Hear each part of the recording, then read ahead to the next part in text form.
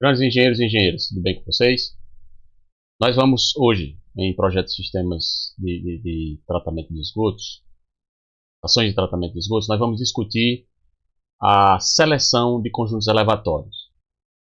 Então, nesta aula, nós vamos, utilizando o catálogo do fabricante, utilizando as considerações de hidráulica, nós vamos chegar ao ponto em que nós selecionamos a bomba adequada para determinada estação elevatória, fazer o bombeamento de esgotos de uma cota mais baixa para uma mais elevada. Normalmente, a estação elevatória está ali conectada no tratamento preliminar, dentro da área da ET, com o objetivo de bombear os esgotos que caem, que adentram a um poço de acumulação, de equalização, também chamado poço de sucção, e a partir daí, esse efluente que ele é bombeado vai para dentro ou de uma torre de equilíbrio ou para dentro do reator biológico para dar sequência ao tratamento e disposição final do efluente. Então nós vamos tratar aqui da seleção de conjuntos elevatórios. Muito bem. Então, tratando desse assunto,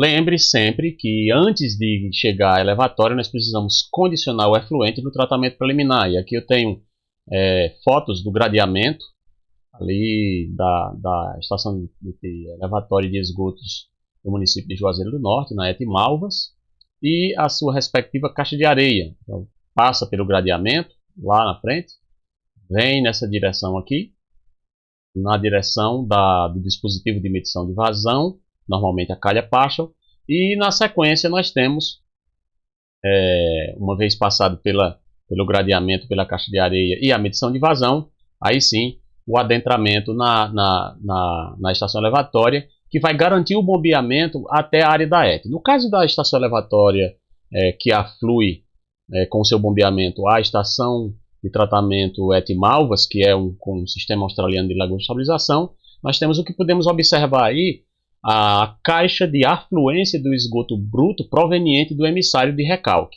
Então, o emissário de recalque liga lá quando atinge o nível máximo do poço de sucção. Então, com o quadro de comando de bombas faz essa ligação, e aí nós temos o bombeamento do esgoto caindo na estação elevatória.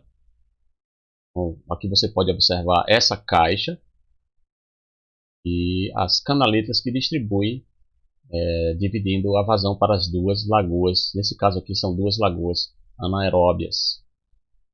Você tem a tubulação de distribuição depois que flui saindo do emissário. Aí segue por gravidade nessas canaletas e adentra nessas canalizações para alimentação. Aqui nesse slide você pode verificar aqui uma instalação típica de pequeno porte de uma estação elevatória, né? Estações elevatórias de pequeno porte com vazões aí inferiores a 50 litros por segundo. Então você tem, como pode ser observado, no nível aqui próximo do terreno você tem uma casa de apoio, né? E aí o local aí para o operador da ET, né? Tem um banheirozinho, tem uma sala normalmente com um birozinho e às vezes com um computador. Eventualmente pode até ser ligado a uma telemetria, né, que pode pegar as informações relativas à medição de vazão lá do medidor ultrassônico de vazão, colocado num data log, ou então enviado diretamente por telemetria, né, por wireless, pela internet aí, ou pela rede da empresa concessionária para o computador, tanto do operador como do gerente da ET no escritório. Então aí você tem aqui um local de apoio, mas você observa o acesso, neste caso aqui, não é o mais recomendado, mas você tem aqui o acesso através de uma escada de marinheiro para os limites inferiores ali da laje do poço seco da estação elevatória. Neste caso aqui nós temos um poço seco, e o nosso objetivo é selecionar esse conjunto elevatório para garantir o recalque do esgoto a partir do poço de sucção, que nesse caso aqui é separado da elevatória. Nós temos o poço úmido também, um poço de sucção com bombas submersíveis, nós vamos ver. Neste caso aqui nós temos um poço seco, e nesse caso o nível de água mínimo O nível de água máximo, um gradeamento simplificado aqui, o esgoto chega. Quando o esgoto atinge o nível de água máximo, então o quadro de bombas entende que deve ligar o conjunto elevatório, e aí o bombeamento acontece. Muito bem, então são coisas que vocês já conhecem, mas só estamos contextualizando aqui porque nós precisamos fazer a seleção desse conjunto para garantir que ele possa elevar o esgoto a partir desse nível mínimo aqui, vencer as perdas de carga dessa estrutura, vencer as perdas de carga na sucção, vencer as perdas de carga no recalque, perda de cargas essa tanto lineares como localizadas, fazer o esgoto vencer também o desnível geométrico até ao nível de entrega do efluente, aonde você intenta que ele seja entregue conforme a concepção do projeto da sua estação de tratamento. Então, nesse caso aqui, é mais uma outra figura onde você pode ver aqui, neste caso, bem mais adequada essa estação elevatória, talvez já de um porte médio. Você pode observar aqui, né, o quadro comando de bombas, o acesso através de uma escada normal, calculada pela fórmula de Blondel, com guarda-corpo. Está faltando aqui, mas deve ter um guarda-corpo, ou seja, não saiu no corte, né? Você promove um melhor acesso, né? No caso aqui ainda por poço seco, né? Então, aqui é um conjunto centrífugo de eixo horizontal, onde nós podemos ver o motor elétrico e a bomba assentada sobre um berço de concreto. E temos aqui a canalização de sucção e a canalização de recalque e o poço separado aqui, sucção separado da área da estação elevatória do conjunto motobomba. Então, existem diversos tipos, né, de elevatórias, portanto, nós temos a elevatória do tipo onde você pode colocar o bombeamento, né, nesse caso aqui de eixo vertical do tipo submerso, onde o motor elétrico está apoiado em um berço construído em uma laje de concreto armado, e você tem um eixo cardan prolongador que se conecta a uma bomba centrífuga de eixo vertical que está submersa no poço sucção. Nesse caso aqui, nós temos o poço úmido. E aqui a bomba do tipo afogada, o nível, né, a sucção está abaixo do nível mínimo de bombeamento do poço. De modo geral, uma instalação típica de um poço de sucção pode ser vista nessa figura aqui, né, onde nós instalamos uma bomba, e aqui no caso é uma bomba de marca específica, né, Flight, e temos aqui um conjunto submersível de eixo vertical, né, acoplado aqui à canalização de recalque. Temos aqui um pescador acoplado a uma corrente, né, que está ligada a uma talha para suspensão dessa bomba para fins de manutenção. Então, no nosso caso aqui, da nossa Etmalvas, nós temos que fazer que o efluente saia da estação elevatória de esgotos, que está a aproximadamente 500 metros a montante da lagoa, seja bombeado até aquela caixa que nós mostramos agora há pouco, para fazer a distribuição do esgoto afluente nas duas primeiras lagoas anaeróbias. Estabelecemos essa linha de recalque e, para isso, nós precisamos fazer a seleção do conjunto. Para fazer a seleção do conjunto, nós precisamos dispor dos elementos de informação sobre as vazões, e aqui nesses slides estamos só reunindo informações que vocês já conhecem. Nós devemos considerar quais são as vazões afluentes para o dimensionamento da estação elevatória, e lembra que nós devemos considerar aqui as vazões iniciais para dimensionamento do poço de sucção e as vazões finais exatamente para determinar a nossa capacidade de recalque das bombas.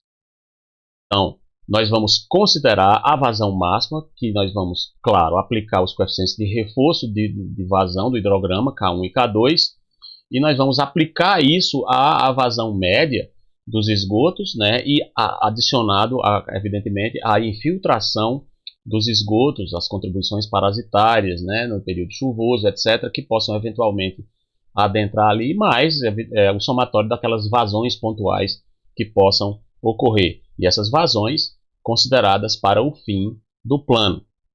Também, a partir dessas vazões finais, nós consideramos as dimensões mínimas do poço de sucção para permitir os intervalos de operação adequados da bomba e conforme as prescrições do fabricante dos conjuntos elevatórios. Muito bem, para o cálculo da altura manométrica, vocês já lembram lá de hidráulica, né? A altura manométrica vai incluir o desnível geométrico mais as perdas de carga, e você leva em consideração aí o peso específico do líquido que você vai bombear, a vazão, normalmente aplicada em metro cúbico por segundo nesse modelo, a altura manométrica que compõe o desnível geométrico mais as perdas de carga, e os fatores de conversão aí da potência em cavalo-vapor e o rendimento global da bomba e do motor. Para adotar o diâmetro lá do recalque, uma vez que você selecione a sua estação elevatória, ou os conjuntos elevatórios, nós aplicamos a fórmula de Bress, né, que é função de um estabelecimento aí de equilíbrio entre custo e perda de carga, para você estabelecer o melhor diâmetro possível de forma mais otimizada. Como normalmente as velocidades de bombeamento devem ficar limitados aí no máximo 0,80 metros por segundo, de preferência, né, devem ser inferiores a pelo menos a 2,5 metros por segundo e superiores a 0,6 metros por segundo. Então o K de Bress normalmente é utilizado aqui no Brasil, considerando os custos das canalizações brasileiras, fica em torno de 1,30 m, para velocidades, portanto, que vão garantir, considerando as perdas de carga dessas canalizações de recalque, uma velocidade de 0,75 metros por segundo, que está bem adequada. Então, para a seleção de bombas, agora especificamente, considerando que nós estamos lidando aqui com um efluente que é o esgoto sanitário, então nós vamos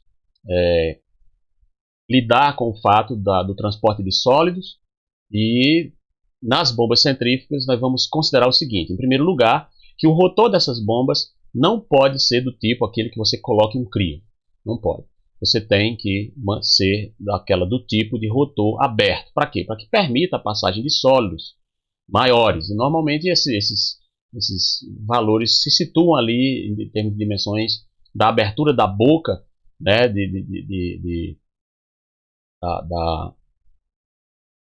na verdade, o bocal, né, de sucção, normalmente nos conjuntos centrífugos de submersíveis, entre 70 e 100 milímetros aí, sólidos desse tamanho vão conseguir passagem livre nesse tipo de bomba, né? E aí vão ser arrastados pelo fluxo. Em segundo lugar, as bombas elas devem ser afogadas, isto é, você deve garantir, né, que o eixo de referência abaixo do nível mínimo no poço de sucção ali, né, esteja localizado tal para que você não precise lançar mão de válvulas de pé, porque nós não podemos lançar mão desse tipo de válvula de pé com crivo, haja visto o que foi dito no item 1, né, que nós temos que garantir a passagem de sólidos maiores. Então elas devem ser afogadas, o nível mínimo do bombeamento ali, né, tem que ficar acima do ponto do bombeamento, né, do bocal de sucção. As elevatórias podem ser ou com poço seco, né, adjacente ali no poço de sucção para a instalação do conjunto motobomba, ou também do tipo molhado, onde você coloca a bomba instalada dentro do poço, certo? E elas podem ter então esse poço chamado poço úmido, né? Que você vai ter apenas um poço de sucção, para que o conjunto motobomba de eixo vertical pode ser com prolongador ou não, né? Você pode ter o sistema submersível, onde você não coloca o prolongador.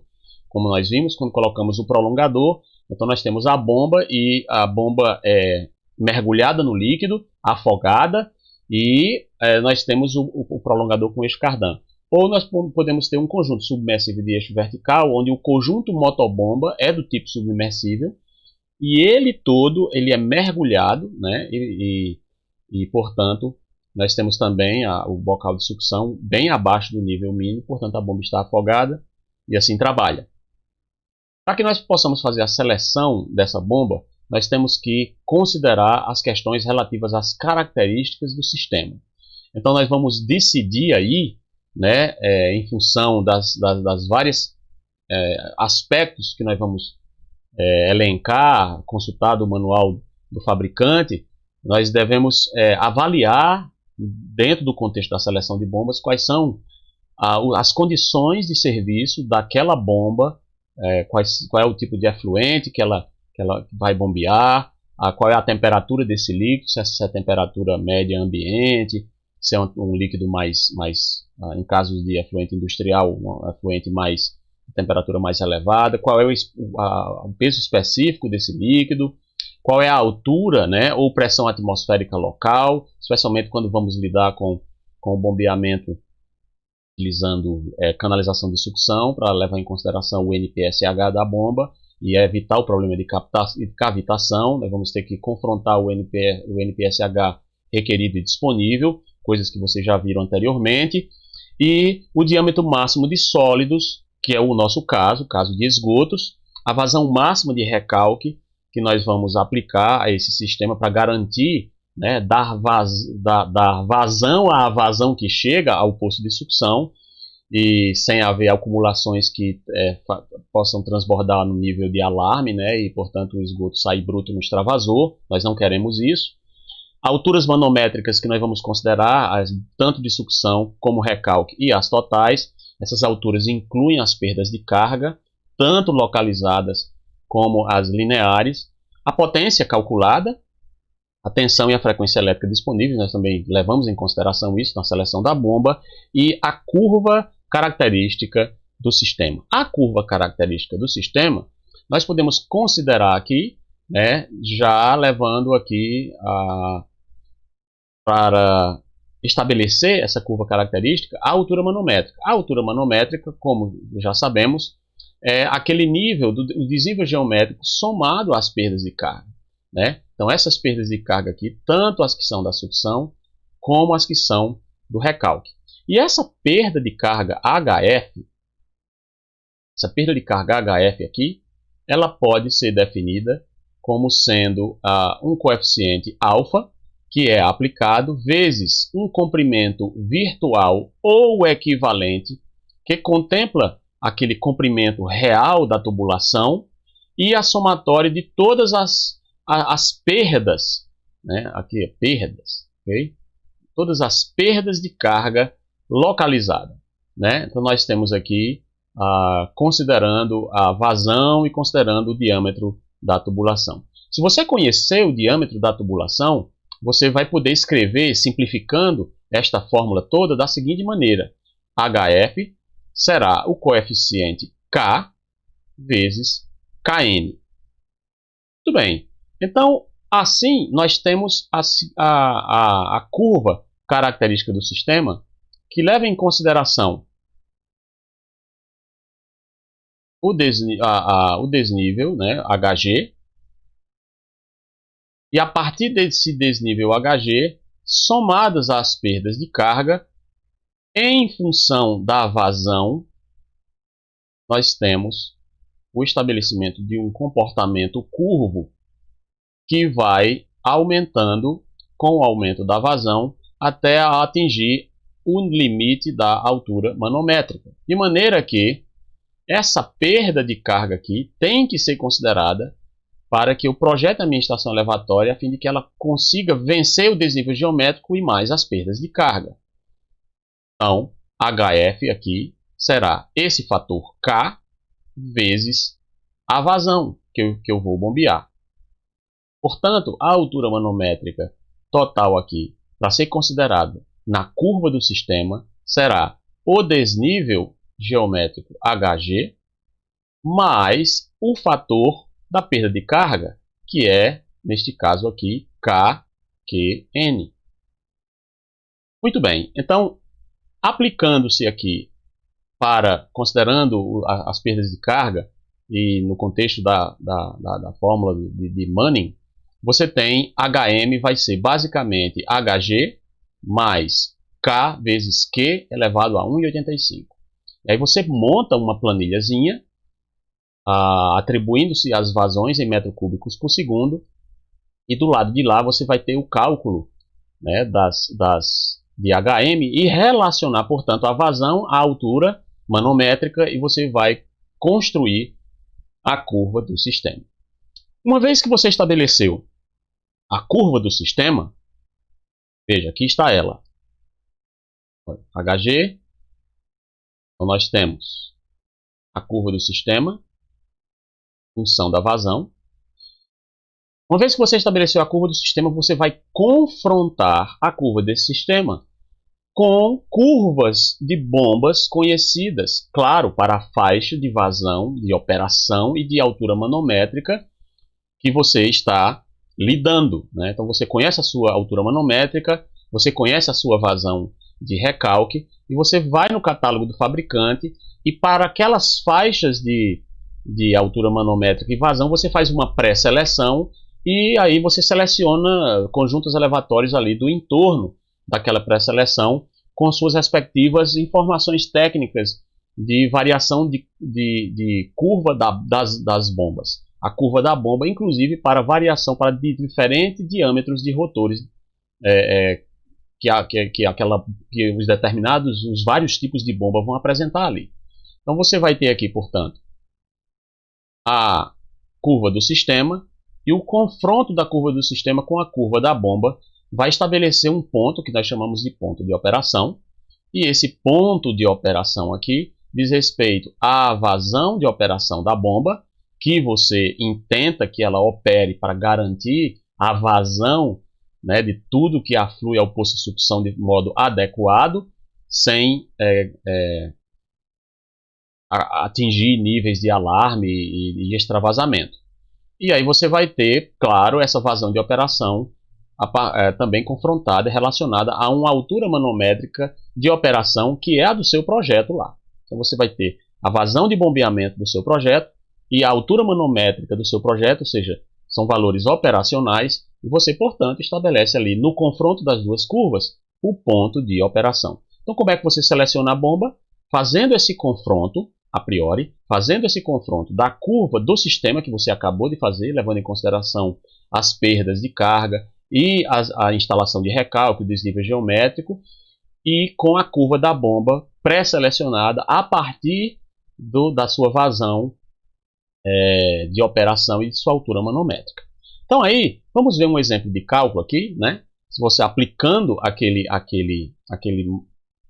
fórmula que nós acabamos de ver aqui de HM, né? HM é igual a HG mais Q, K vezes Q elevado a 1,85, nós vamos ter aqui, para você traçar uma curva dessa instalação. Então, imagine traçar a curva de um sistema com essa configuração, adotando aqui o coeficiente de Reis-Williams, né, para rugosidade ser igual a 100, e com os seguintes dados, né? Tem uma altura de sucção aqui de 1 metro, e a altura de recalque 14,50 metros, e a altura geométrica 13,5. Né? Então, o diâmetro de sucção já foi dado, 200 milímetros, e o diâmetro de recalque, 150 milímetros. O comprimento da tubulação de sucção é de 1 metro, e o comprimento da tubulação de recalque, 17,25, para fazer o esgoto, o efluente, chegar até lá ao nível pretendido pelo projetista, né? Neste caso, o nível da água aqui. Então, você tem aqui um poço seco, né? A bomba está fora, veja que a bomba está afogada, né? Porque o nível está aqui acima do eixo da bomba, do eixo da tubulação de sucção, especialmente a geratriz superior do tubo. Nós temos a altura de sucção, a altura HG, que é o desnível geométrico, né? Até ao nível que nós queremos que a bomba bombeie no nível máximo da água, e o HR aqui. Então aqui digamos que seja o limite lá da tulipa, lá, ou da torre de equilíbrio lá do nosso reator biológico. E aqui nós temos o poço de sucção lá na estação elevatória. Bem, temos a instalação típica, né, de um conjunto centrífugo de eixo horizontal, onde nós temos a redução excêntrica, nós temos o conjunto motobomba, nós temos, e aqui pela vista nós estamos vendo apenas a bomba, nós estamos vendo uma ampliação concêntrica, que é para poder fazer casar aqui o diâmetro da bomba, né, com o diâmetro das canalizações a jusante. Nós temos a válvula de retenção, para impedir que o líquido retorne em uma parada brusca, né, de bombeamento, danificando aí tudo, rotor da bomba, etc. E temos a válvula de gaveta, né, que é o registro de gaveta, normalmente com volante e com flanges, né. E aí você tem a canalização de recalque, uma curva de 90 graus raio longo até o local lá. Então nessa dimensão e nessas condições. Basicamente você vai considerar aqui as perdas de carga localizadas tanto na sucção como no recalque, aplicando aqui o que Azevedo Neto, né, prescreveu lá em 1998, está também no livro de 2005. Você tem aqui só para a entrada da canalização uma perda de carga localizada de 17 vezes o valor do diâmetro em metro. E para redução, 6 vezes esse valor. Então aqui você vai calcular esse lambda S, que seria o somatório 17 mais 6, 23D, dá 23 vezes 0,20, que é o diâmetro, né? Diâmetro da sucção. Nós temos 4,60 metros de perda. Então, agora qual vai ser o comprimento virtual da sucção? O comprimento LV, o comprimento virtual, vai ser o comprimento mesmo dele, da sucção, o LS lá, que nós temos, que é de 1 metro, mais 4,60, nós teríamos um comprimento de 5,60 virtual, né? Não é real. Então aí agora nós temos o KS calculado, que é o K relativamente à sucção. Aquele K da fórmula lá para você estabelecer a curva característica do sistema. Então você teria aqui, aplicando-se, né, a fórmula de Reisen-Williams, 10,641 vezes o C, e o nosso C é 100, né, de rugosidade elevado a menos 1,85, vezes o D, elevado a menos 4,87, teríamos um comprimento LV de sucção calculado de 30,14. Então aí, se você agora considerar as perdas no recalque, você tem no recalque, considerando as peças especiais instaladas, nós temos a ampliação, 12D, nós temos a válvula de retenção, que são 100 vezes o valor do diâmetro, válvula de gaveta, 8 vezes o valor do diâmetro, curva de 90 graus, 30 vezes o valor do diâmetro, e a saída da tubulação, 35 vezes. Somando tudo isso, nós temos 185 vezes o valor do diâmetro em metros, só de perdas localizadas no recalque. Então, fazendo isso, 185 vezes o diâmetro do recalque, que é de 0,15 metros, temos 27,75 metros de um lambda R, que é o coeficiente das perdas no recalque, e aí com base nisso nós calculamos o comprimento virtual do recalque agora. Então o comprimento LV do recalque vai ser 17,25, mais que esse aqui, 17,25, é a extensão mesmo do recalque, mais agora os 27,75 das perdas, dá como se tivesse um recalque de 45 metros, só por conta das perdas. Então agora aplicando, fazendo o KS do recalque, nós temos 10,641, C elevado a menos 1,85, vezes D elevado a menos 4,87, vezes o comprimento virtual do recalque, dá um valor de 983,17. Então agora somamos e encontramos o valor de K, que é a somatória de KS da sucção mais KR do recalque. Temos um valor, portanto, final de 1013,31. Portanto, a minha curva característica do sistema vai ser calculada pelo seguinte modelo matemático. HM vai ser HG mais K vezes Q elevado a 1,85. Substituindo, temos HM será igual a 13,50 mais 1013,31 vezes Q em metro cúbico por segundo, a vazão, elevado a 1,85. Essa é a equação da curva característica do sistema. Atribuindo-se os valores, numa planilha de Excel, você vai encontrar a curvazinha característica do sistema. Curva essa que agora você vai confrontar com uma bomba pré-selecionada no catálogo do fabricante e verificar a curva da bomba e avaliar o ponto de trabalho. Aqui nós temos só, a título de exemplo, da bomba do fabricante KSB, as curvas características de uma bomba centrífuga, onde pode-se observar os diferentes diâmetros dos rotores das bombas e para diferentes faixas de rendimento da bomba, para bocais de 100 por 65 milímetros, nós temos as várias curvas da bomba, mostrando-se aqui confrontadas as vazões em metro cúbico por segundo e as alturas manométricas totais em metros. Observa aqui uma curva com a rotação do rotor de 3.500 RPM. Então, a pré-seleção da bomba, que nós nos referimos agora há pouco, se daria da seguinte maneira: entrando no catálogo do fabricante, esse aqui é um exemplo de um catálogo do fabricante da Ebara para conjuntos submersíveis de eixo vertical para esgoto. Então, nós confrontaríamos aqui o nosso ponto de trabalho. Digamos, um ponto de trabalho de 36 metros cúbicos por hora e, feitos aqueles cálculos das alturas manométricas, já considerando o desnível geométrico e as perdas de carga, teríamos aí uma altura manométrica de 20 metros. Confrontando os dois, nós encontramos um ponto de trabalho aqui na curva da bomba 7. Então nós temos todos esses conjuntos elevatórios disponíveis pelo fabricante Ebara, né, para diferentes faixas de vazão e alturas manométricas. Por exemplo, esse conjunto 1 aqui, ele só trabalha para vazões até 12 metros cúbicos por hora, e neste caso para alturas manométricas aqui entre 1 e 10, algo em torno de 3 metros coluna d'água. Se você quiser bombear com esse conjunto elevatório até, digamos, 15 metros coluna d'água, você tem que bombear uma vazão inferior a 6 metros cúbicos por hora. Então essa seria basicamente a interpretação aqui em escala logarítmica, né? Nós temos a pré-seleção da bomba, todo catálogo do fabricante vai ter isso aí. E aí, uma vez que você pré-selecionou a bomba, esta é a bomba 7, é o modelo 80DL675.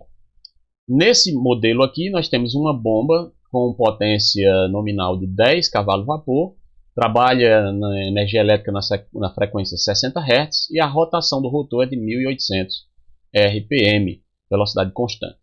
Então aqui você tem o rendimento da bomba, a altura manométrica, tem aqui considerações de NPSH, nós não vamos discutir isso agora, porque inclusive no conjunto submersível, afogado, né, nós não levamos em consideração as questões de cavitação de NPSH, porque nós não vamos ter problema com a cavitação em bombas afogadas. Então aí nós fazemos o seguinte confronto. Observamos aqui o nosso ponto de trabalho, que é 36 metros cúbicos por hora, e a nossa altura manométrica, que é de 20. Observamos que o nosso ponto de trabalho, aqui em preto, ficou entre a curva da bomba para o rotor, cujo diâmetro é o diâmetro máximo 249 milímetros, e aquele para um diâmetro mínimo de 132 milímetros, né? Então aí observe que se você aplicasse o rotor com o diâmetro mínimo de 132 milímetros, esse rotor aqui, portanto aplicando essa curva característica aqui, você iria ter um problema, né? Você só iria conseguir para essa vazão bombear algo em torno aí de 16 metros coluna d'água. Nosso ponto de trabalho é 36 metros cúbicos, 20 metros coluna d'água. 20 metros coluna d'água ficaria nesse ponto aqui. Para o rotor D maiúsculo aqui, né, até 249 milímetros, você iria bombear uma altura superior a 20, algo em torno de 22 metros coluna d'água. De maneira que, selecionando o rotor na sua especificação da bomba, o modelo 80DL675 e o rotor D com diâmetro máximo 249 milímetros, né, permitindo uma passagem de sólidos aqui de 76 milímetros no seu bocal de sucção. Então não tem canalização de sucção, é um bocal de sucção. Então aí você estará selecionando a bomba de forma adequada, né? Então a bomba que nós acabamos de selecionar tem essas características, onde eu tenho aqui na parte inferior o bocal de sucção, que permite passar sólidos de até 76 milímetros nesse caso. Nós temos a bomba e a canalização aqui, ó, a conexão flangeada para instalação da canalização de recalque. E tenho o motor elétrico acoplado aqui, né, com um pescador para instalar no fundo do poço de sucção, como nós podemos ver aqui. Temos um tubo guia para içamento da bomba e o içamento da bomba é feito através de talha mecânica ou manual. Então, na próxima oportunidade, nós vamos discutir a questão do protocolo de dimensionamento do poço de sucção da nossa estação elevatória. Até mais.